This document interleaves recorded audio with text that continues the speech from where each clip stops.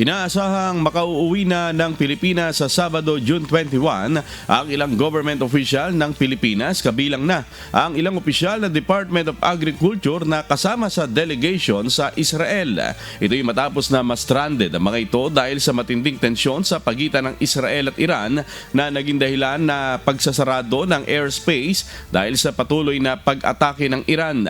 Samantala, itinanggi naman ng Kamara na mayroong kongresista kasamang naipit sa gulo sa Israel. Gayunman, patuloy pa rin ang ginagawang pakipag-ugnayan ng Kamara sa DFA para matiyak na naprotektahan ang sinumang kababayan sa Israel, may posisyon man o wala sa pamahalaan.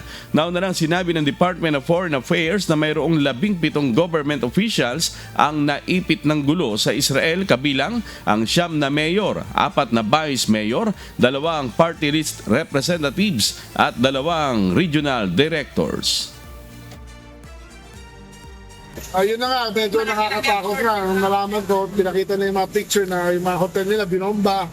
So, we try to find ways to get them out. The option that they took is land trip to Jordan. Then from Jordan, fly out sila to Qatar and back to Manila. Pagkakaalala ko, hindi mga miyembro ng Kamara ang mahilig mag-abroad. Pero ganun pa man, sa pagkakaalam ko, walang members ng 19th Congress ang nasa Israel ngayon.